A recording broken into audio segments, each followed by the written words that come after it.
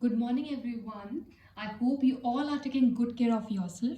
So, students, today also we'll be continuing with our chapter, that is chapter number 3 of Democratic Politics, Electoral Politics. So far, we have done the 3 steps of election procedure, that is the voters list, preparation of voters list, second, nomination of candidates, and third, election campaign. Today, we'll be starting with the last step of election procedure, that is polling and counting of votes. This is the final stage. The final stage of an election is the day when the voters cast or poll their votes. This day is usually called as election day. जो सबसे last day होता है जिस time पे सारे के सारे जो भी वोटर्स होते हैं जिनका वोटर्स लिस्ट में नेम होता है वो फाइनली वोट्स को देते हैं, वोट्स को कास्ट करते हैं, वोट्स को पोल करते हैं और उस डे को क्या बोला जाता है? Election day. जिस दिन हम लोग वोट्स देते हैं उस डे को बोला जाता है इलेक्शन डे और ये डे हॉलीडे होता है। ठीक है। How people cast their votes, पहले अपन पोलिंग और कास्ट काउंटिंग ऑफ वोट्स जो अपना स्टेप है इसमें सबसे पहले अपन पोलिंग ऑफ वोट देखेंगे, फिर अपन काउंटिंग ऑफ वोट्स के बारे में बात करेंगे। How people cast their votes, तो अभी अपन स्टेप वाइज प्रोसीजर करेंगे किस तरह से लोग जो है वो अपना वोट कास्ट करते हैं, फिर अपन देखेंगे किस तरह से वोट की काउंटिंग होती है। जिस दिन वो वोट कास्ट करते हैं उस डे को क्या बोला जाता है? Election day. Every person whose name is in the voters list can go to the nearby polling booth. हर वो इंडिविजुअल जिसका नाम वोटर्स लिस्ट में है वो क्या करता है? वो नियरबाई पोलिंग बूथ पता है एक कॉन्स्टिट्यूएंसी में बहुत सारे पोलिंग बूथ होते हैं, तो अब जो भी सारे वोटर्स होते हैं जिनका नाम वोटर्स लिस्ट में होता है वो नियर बाय पोलिंग बूथ में जाते हैं। सबसे पहला स्टेप यही है कि आप पोलिंग बूथ में जाइए। फिर polling booth is situated in local school और अ गवर्नमेंट ऑफिस, कोई भी गवर्नमेंट स्कूल या गवर्नमेंट ऑफिस में, क्योंकि उस टाइम पे हॉलीडे रहता है तो किसी भी तरह का गवर्नमेंट स्कूल या गवर्नमेंट ऑफिस हो सकता है पोलिंग बूथ, तो वहां पे जाना है बेसिकली हमको अगर हम वोटर है तो। Once voter goes to the booth, election of official identify him or her, put mark on finger and allow them to cast vote। एक बार अपन पोलिंग बूथ पहुंच गए, वो पोलिंग बूथ कहीं पे भी हो सकता है, स्कूल में भी हो सकता है, कोई गवर्नमेंट ऑफिस भी हो सकता है। पोलिंग बूथ पहुंचते ही हमको बेसिकली क्या करना है? अपना आइडेंटिफिकेशन प्रूफ देना है। आइडेंटिफिकेशन प्रूफ में आप एपिक दिखा सकते हैं, इलेक्शन फोटो आइडेंटिटी कार्ड, और अगर आपके पास एपिक नहीं है you can also show ration card, Aadhaar card, passport, driving licence और पैन कार्ड। तो बेसिकली आइडेंटिफिकेशन से मतलब है, तो आइडेंटिफिकेशन कार्ड अपना आइडेंटिटी प्रूफ दिखाइए और वो आपको क्या करेंगे? आपकी इंडेक्स फिंगर पे वो एक मार्क लगा देंगे। ठीक है, मार्क लगा देंगे और वो आपको अलाउ कर देंगे कि हाँ जी आप कास्ट अपने वोट्स कास्ट कर सकते हैं, वोट्स आप दे सकते हैं। An agent of each candidate is allowed to sit inside in order to ensure that voting takes place in a fair way. आपको दिख रहे हैं ये लोग दिख रहे हैं। अच्छा, हर पार्टी का अपना अपना एक एजेंट बैठा रहता है ये इंश्योर करने के लिए कि सब कुछ फ्री और फेयर मैनर में हो रहा है या नहीं हो रहा है, और अगर नहीं हो रहा होता तो फिर वो वहीं पे उसको रोक देते हैं। तो बेसिकली ये एजेंट्स का काम क्या है? ये इंश्योर करना, ये चेक करना कि सब कुछ फ्री फेयर मैनर में हो रहा है, कोई वोटर्स को जोर जबरदस्ती तो नहीं कर रहा, प्रेशराइज तो नहीं कर रहा कि नहीं आप इसी कैंडिडेट को वोट दीजिए, इस कैंडिडेट को वोट दीजिए। तो ये सब फ्री और फेयर मैनर में सब कुछ डेमोक्रेटिक वे में हो रहा है, ये चेक करने के लिए, ये इंश्योर करने के लिए हर कैंडिडेट का अपना अपना एक एजेंट बैठा रहता है। तो ये है अपना किसका step wise procedure? Casting of vote. तो बेसिकली हमें क्या करना है? वोट जिस दिन अपन कास्ट करते हैं उस डे को क्या बोला जाता है? इलेक्शन डे बोला जाता है।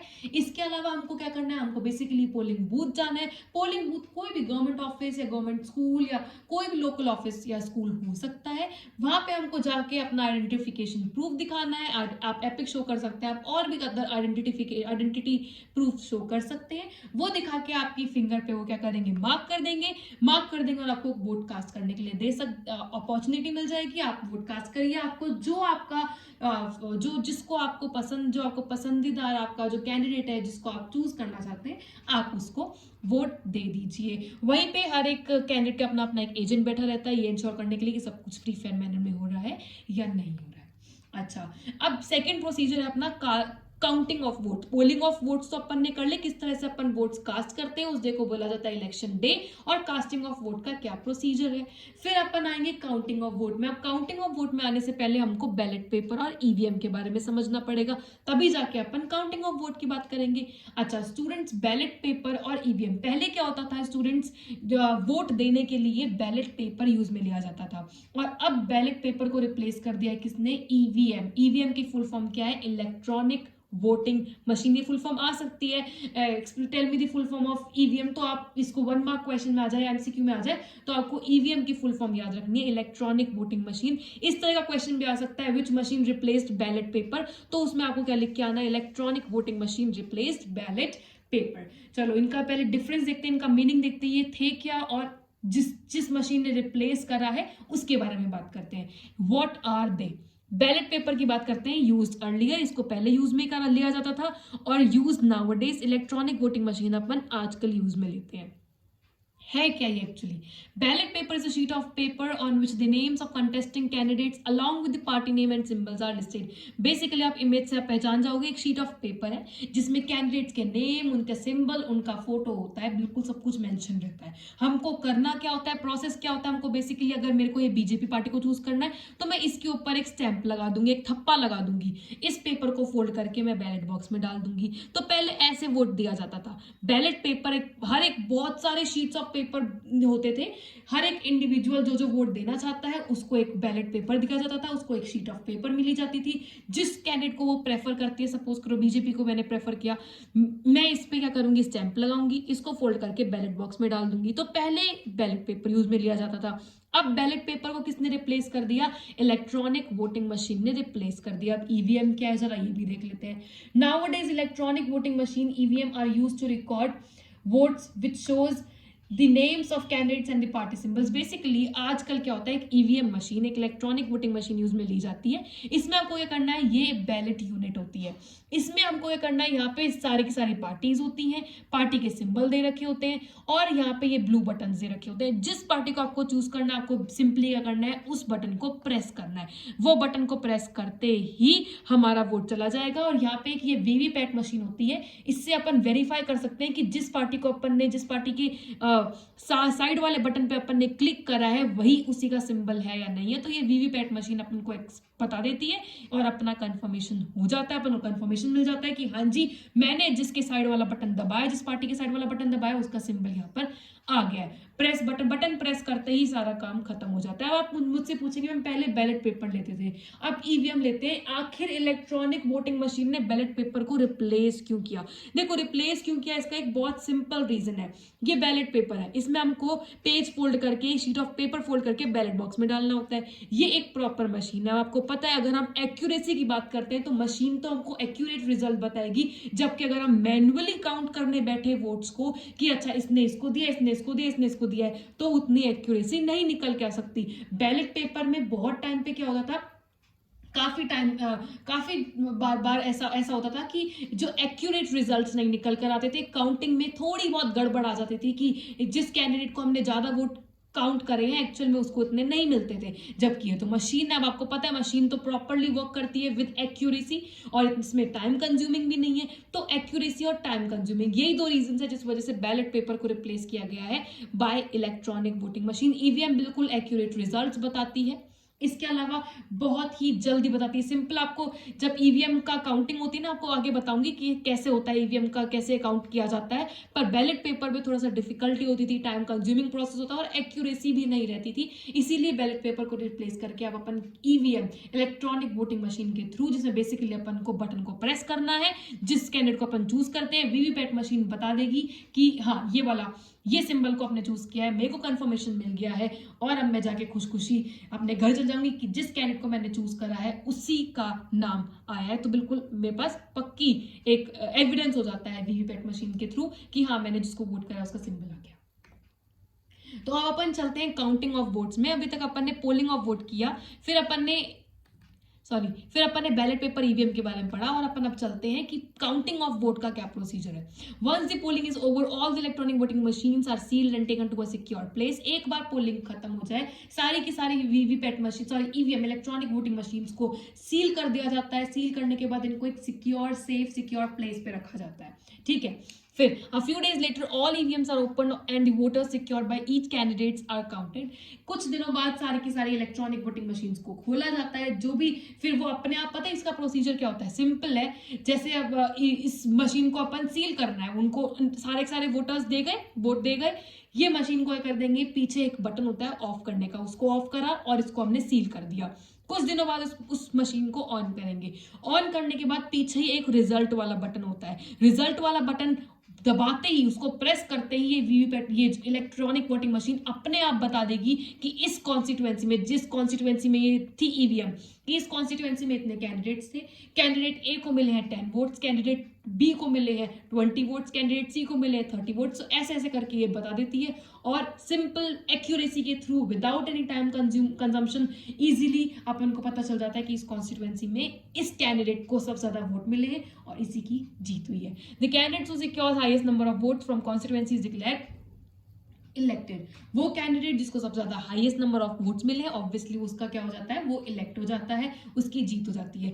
कुछ केस ऐसे आते हैं जब काउंटिंग के टाइम पर ये पता चलता है कि दो पार्टीज ऐसी हैं जिनके सेम वोट मिले हैं, जिनको सेम वोट मिले हैं, तो उस टाइम पे क्या होता है स्टूडेंट्स, टाई हो जाता है। टाई वाली सिचुएशन में लॉटरी या फिर टॉस के थ्रू डिसाइड किया जाता है। मतलब आपकी किस्मत पे डिपेंड है, अगर टाई हो जाए तो आपकी किस्मत पे डिपेंड है कि आप जीतोगे या नहीं जीतोगे। इसके अलावा यहाँ पे सारे के सारे, जब काउंटिंग चल रही होती है, सारे के सारे मीडिया और सारे जो भी रिपोर्टर्स होते हैं यहाँ पे प्रेजेंट रहते हैं। ये मीडिया के थ्रू, टेलीविजन के थ्रू, न्यूज़पेपर के थ्रू सबको पता चल जाता है, सबको बात ऐसे बहुत जल्दी से स्प्रेड हो जाती है कि इस कॉन्स्टिट्यूएंसी से ये जीता है, इस कॉन्स्टिट्यूएंसी से ये जीता है। तो ये है अपना काउंटिंग ऑफ वोट्स का। सिंपली क्या करना है, ईवीएम को सील करके उसको सिक्योर प्लेस पे रखना है, कुछ टाइम बाद उसको ओपन करना है, रिजल्ट वाला बटन दबाना है, वो अपने आप बता देगी इस कैंडिडेट को इतने मिले, इस कैंडिडेट को इतने मिले, और रिजल्ट जो है वो हर किसी के पास शेयर हो जाएगा। जिसके हाईएस्ट नंबर ऑफ वोट है वो कैंडिडेट जीत जाएगा उस कॉन्स्टिट्यूएंसी से। तो ये है अपना काउंटिंग ऑफ वोट, ठीक है। तो ये था अपना लास्ट स्टेप जो कि था polling and counting of votes. अपना ब्रीफ कंटेंट अगर आपको स्टूडेंट्स याद होगा, सबसे पहले अपना था व्हाई इलेक्शंस जो अपन कर चुके हैं, what is our system of election, इसमें अपन पूरा प्रोसेस कर चुके हैं, और जो लास्ट टॉपिक है वो अपन आज शुरू करने वाले हैं, that is what makes elections in India democratic. हमारी कंट्री में ऐसा क्या चीज है जो हमारे कंट्री के इलेक्शंस को डेमोक्रेटिक बनाता है, ऐसी क्या चीज है हमारी कंट्री के इलेक्शंस जो फ्री एंड फेयर बनाता है। तो अपन उन्हीं चीजों की बात करने वाले हैं कि अगर मैं कह रही हूं कि मेरी कंट्री के इलेक्शंस डेमोक्रेटिक हैं तो डेमोक्रेटिक क्यों है। मैं कह रही हूं मेरे कंट्री के इलेक्शंस फ्री और फेयर हैं तो फ्री और फेयर क्यों है, ठीक है। What makes elections in India democratic. कुछ इंट्रोडक्शन से स्टार्ट करते हैं फिर अपन आगे बढ़ेंगे। We often see that newspapers and television reports are full of unfair practices that happens during elections।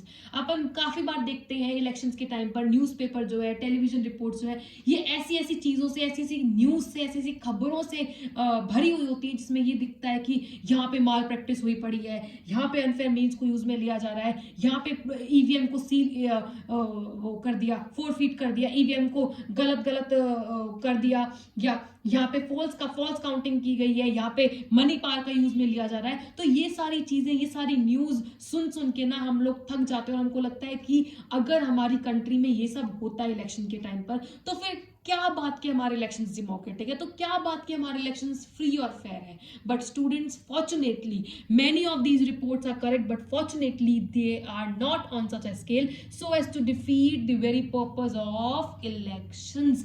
Fortunately हमारी कंट्री में ये सारी चीजें, देखो, we are not living in an ideal world जहाँ पे सब कुछ बिल्कुल परफेक्ट तरह से होता है, किसी भी तरह की कमी नहीं है, किसी भी तरह का लिमिटेशन नहीं है। हम एक रियल वर्ल्ड में रह रहे हैं and we will definitely face real life situations. तो ये जो सिचुएशंस होती हैं, जो रिपोर्ट्स आती हैं, ये गलत नहीं होती, ये काफी हद तक रिपोर्ट सही होती हैं, बट फॉर्चुनेटली हमारी कंट्री में क्या देखा गया है, ये सारी चीजें जो गलत काम हो रहे हैं, जैसे कि inclusion of false names and exclusion of genuine names, voters list में गलत नाम को जोड़ दिया गया और अपनी पार्टी का गलत नाम को उन नाम को जोड़ा है जो कि एक पार्टी को फेवर सपोर्ट करते हैं उनको जोड़ दिया और गलत असली नाम को हटा दिया गया। फिर गवर्नमेंट फैसिलिटीज, हमने पढ़ा है मॉडल कोड ऑफ कंडक्ट में कि जो रूलिंग पार्टी है वो अपनी गवर्नमेंट व्हीकल्स यूज में नहीं ले सकती है, वो मिस यूज नहीं कर सकती पावर्स का, फिर भी ऐसा देखने को मिल जाता है। Excessive use of money by rich candidates, limitation set करने के बाद भी इलेक्शन कैंपेन्स में इतने ज्यादा पैसे खर्च किए जा रहे हैं, ये although model code of conduct में है बट फिर भी अपन को देखने को मिलता है। इसके अलावा इंटिमिडेशन ऑफ वोटर्स को डराया कहा जा रहा है, वोटर्स को प्रेशराइज किया जा रहा है, उनको इंटिमिडेट करा जा रहा है कि आप हमारी पार्टी की तरफ वोट करो। रिगिंग ऑन पोलिंग डे, घपला किया जा रहा है पोलिंग डे पर, ईवीएम में कुछ गड़बड़ की जा रही है। तो ये सारी चीजें देखने को मिलती है, सारी रिपोर्ट्स काफी हद तक सही होती है बट फॉर्चुनेटली हमारी कंट्री में ये इतने स्केल पर नहीं होती है। We are not living in an ideal world, we are living in a real life, we are facing real life situation और हमको ये देखने को मिलेंगी। बट अगर हम अपनी कंट्री के इलेक्शंस कह रहे हैं डेमोक्रेटिक है तो वो इसलिए है क्योंकि ये सारी जो घटनाएं होती है, सारी जो न्यूज़ होती है, ये होती तो सही है पर इतने स्केल पर नहीं होती है, बहुत ही लिमिटेड स्केल पर होती है, बहुत ही स्मॉल स्केल पर होती है, लार्ज स्केल पर नहीं होती है। ठीक है, इसी से रिलेटेड एक क्वेश्चन है, अपन इस क्वेश्चन से डील करते हैं।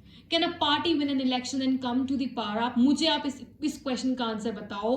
Can a party win an election and come to the power not because it is popular support but through electoral malpractice? क्या आपको जनरली आपको क्या लगता है कि हमारी कंट्री में अगर कोई पार्टी जीतती है तो वो इसलिए जीतती है क्योंकि उसको क्योंकि वो माल प्रैक्टिस में इन्वॉल्व थी, क्योंकि उसने पैसा खर्च किया, क्योंकि उसने गड़बड़ किया, कुछ घपला किया, या फिर वो इसलिए जीती क्योंकि उसको लोगों का सपोर्ट रहता है, उसको पॉपुलर सपोर्ट रहता है? तो अगर हम वैसे नॉर्मली आंसर देने पर आए तो हमने तो मोस्ट ऑफ द टाइम यही देखा है कि अगर पार्टी कोई जीत रही है तो वो इसलिए जीत रही है क्योंकि उसको मोर पॉपुलर सपोर्ट मिलता है, ना कि उसने किसी तरह की इलेक्टोरल माल प्रैक्टिस में वो इन्वॉल्व है। हम लोग तो ये देखते हैं कि पार्टी पॉपुलर सपोर्ट की वजह से जीती है हमारी कंट्री में, ना कि इलेक्टोरल माल प्रैक्टिस की वजह से। बट इसका क्या प्रूफ है, इसका क्या एविडेंस है कि हमारी कंट्री में, अगर हम कह रहे हैं कि हमारी कंट्री में पार्टी सपोर्ट की वजह से जीतती हैं, हमारी कंट्री में पार्टीज लोगों के ओपिनियन से जीतती है, हमारी कंट्री में लोगों के वोट जो है उनकी एक वैल्यू है और वो वैल्यू इतनी है कि वो एक पार्टी को हराने की हिम्मत रखती है, तो इसका क्या प्रूफ है, इसका क्या एविडेंस है कि अगर हम कह रहे हैं हमारी कंट्री के इलेक्शंस डेमोक्रेटिक हैं, हमारी कंट्री के इलेक्शंस फ्री और फेयर हैं, तो इसका क्या प्रूफ है? इसका प्रूफ जानने के लिए 3 तरीके हैं, 3 टेस्ट हैं जो हर कंट्री को पास करने चाहिए। अब देखते हैं हमारी कंट्री इन टेस्ट को पास करती है या नहीं करती है। 3 ways to check whether elections in India are free and fair or not। 3 तरीके हमारी कंट्री ये चेक करने के लिए कि इलेक्शंस जो है हमारी कंट्री में वो फ्री और फेयर है या नहीं है। पहला तरीका, हु कंडक्ट्स द इलेक्शन? आखिर हमारी कंट्री में इलेक्शंस कौन कंडक्ट करवाता है, और जो इलेक्शंस कंडक्ट करवा रही है जो बॉडी, क्या वो किसी पे डिपेंडेंट है, या क्या वो किसी के प्रेशर में वर्क करती है, क्या वो किसी से जल्दी से इन्फ्लुएंस हो जाती है, क्या वो रूलिंग पार्टी से इन्फ्लुएंस हो जाती है, उसके पास कितनी पावर्स हैं, क्या वो सच में अपनी पावर्स का यूटिलाइजेशन कर रही है? तो ये सारे क्वेश्चंस हमारे सामने खड़े होते हैं और अपन अब आगे जाके पढ़ेंगे कि ये सारे क्वेश्चंस का आंसर हमारी कंट्री में पॉजिटिव है। तो सबसे पहले तो अपन को ये जानना है कि हमारी कंट्री में इलेक्शंस कौन कंडक्ट करवाता है, और जो बॉडी, जो इंस्टीट्यूशन इलेक्शंस कंडक्ट करवा रहा है, क्या वो किसी पे डिपेंडेंट है, क्या वो किसी के प्रेशर के अंडर वर्क करता है, क्या वो गवर्नमेंट से इन्फ्लुएंस होता है या नहीं होता? ये कुछ क्वेश्चंस का आंसर अपन देखेंगे। दूसरा क्या है, दूसरा तरीका क्या है ये चेक करने का, ये कंफर्म करने का कि हमारी कंट्री इलेक्शंस फ्री और फेयर है, पॉपुलर पार्टिसिपेशन। क्या हमारी कंट्री में नंबर ऑफ वोटर्स इंक्रीज हो रहे हैं, क्या हमारी कंट्री में वोटर्स का इंटरेस्ट है इलेक्शन रिलेटेड एक्टिविटीज में, क्या हमारी कंट्री में जो कॉमन पीपल है उनको अब भी लगता है कि वो पार्टीज को प्रेशराइज कर सकते हैं ऐसी पॉलिसीज लाने के लिए जो उनके फेवर में हो? तो इन सब के आंसर से अपन डील करेंगे। और third, acceptance of election outcome.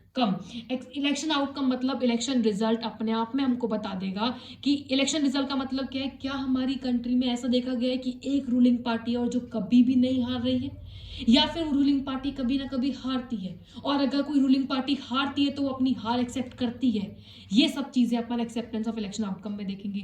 ये 3 टेस्ट हैं, ये 3 वेज हैं जो हर कंट्री को पास करने पड़ेंगे। ये 3 टेस्ट या वेज, ये तरीके फॉलो करने पड़ेंगे अगर वो चाहती है अपने इलेक्शंस फ्री और फेयर कहलाना। चलो अपन सबसे फर्स्ट फीचर की बात करते हैं। Who conducts election? One simple way of checking whether elections are free and fair or not. We need to answer certain questions, हमको इन क्वेश्चंस के आंसर फाइंड आउट करने हैं। और अगर हमको कंक्लूड हम कर पाए कि सारे के सारे आंसर्स हमारी कंट्री में पॉजिटिव हैं, दैट मीन्स इलेक्शंस फ्री और फेयर है, और अगर नहीं है तो that means elections free and fair नहीं है। फर्स्ट, हु कंडक्ट्स इलेक्शन, आखिर हमारी कंट्री में इलेक्शंस कौन कंडक्ट करवाता है? Are they independent of government, क्या ये गवर्नमेंट के ऊपर डिपेंडेंट है या वो इंडिपेंडेंट है, ये इंडिपेंडेंटली वर्क करते हैं? कैन द गवर्नमेंट और रूलिंग पार्टी इन्फ्लुएंस और प्रेशराइज देम, क्या गवर्नमेंट और रूलिंग पार्टी उनको इन्फ्लुएंस कर सकती है? क्या रूलिंग पार्टी उनको प्रेशराइज कर सकती है ऐसी कि वो ऐसे ऐसे डिसीजंस ले जो उनके फेवर में हो? Do they have enough power to conduct elections in free and fair manner, क्या उनको हमारी कंट्री में उनको पावर दी गई है? And do they actually use their power, क्या वो अपनी पावर्स का सच में यूटिलाइजेशन कर रहे हैं या नहीं कर रहे हैं? And fortunately students, the answer of all these questions are positive in our country. हमारी कंट्री में ये सारे के सारे क्वेश्चंस के आंसर्स पॉजिटिव हैं। चलो अपन बात करते हैं हमारी कंट्री में कौन इलेक्शंस कंडक्ट करवाता है। Independent election commission.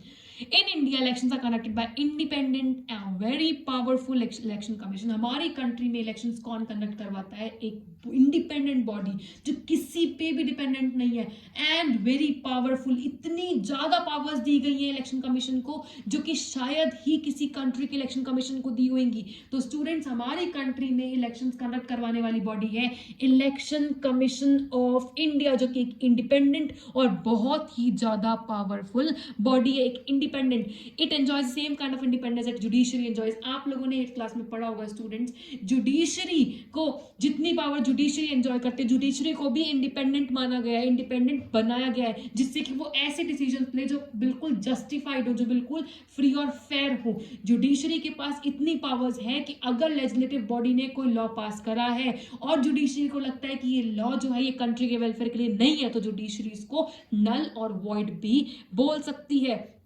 तो जितनी पावर्स जुडिशरी एंजॉय करती है, जितना इंडिपेंडेंटली जुडिशरी वर्क करती है, उतना ही इंडिपेंडेंट से इलेक्शन कमीशन ऑफ इंडिया हमारी कंट्री में वर्क करता है। इलेक्शन कमीशन ऑफ इंडिया एक बहुत ही ज़्यादा पावरफुल और इंडिपेंडेंट बॉडी है जो ऐसे डिसीजंस लेती है जो कि किसी से भी, किसी के ऊपर भी डिपेंडेंट नहीं होते, चाहे प्रेसिडेंट को पसंद आए या नहीं आए, चाहे गवर्नमेंट को पसंद आए या नहीं आए। जो इलेक्शन कमीशन को डिसीजन बिल्कुल फ्री लगता है, बिल्कुल फेयर लगता है, वो वही डिसीजंस लेती है। तो हमारी कंट्री में इलेक्शंस कंडक्ट करवाने वाली बॉडी है इलेक्शन कमीशन ऑफ इंडिया, जो कि एक इंडिपेंडेंट और बहुत ज्यादा पावरफुल बॉडी है। अब इंडिपेंडेंट और पावरफुल, इसका भी एक अपना डिस्क्रिप्शन है जो कि अपन नेक्स्ट लेक्चर में पढ़ने वाले हैं। अभी तक के लिए सिर्फ इतना ही। I hope you understood everything and still if you have any doubts और queries feel free to ask me. Now students, be ready for the rapid fire round और द क्वेश्चंस। तो सबसे पहला क्वेश्चन है, students tell me the full form of EVM. You have to tell me the answers in the comments. Question number first, you have to tell me the full form of EVM. Second question, which machine replaced ballot paper? Second question is, which machine replaced ballot paper? Third question, the final day in which we people cast or poll our votes is called dash day. The day in which we people poll or cast our votes is called dash day. And the last one is, and the last question, in India, who conducts election? Who conducts elections in India? So these are the 4 questions. You have to tell me the answers in the comments. That's it for today. I hope you understood everything. Thank you and bye bye.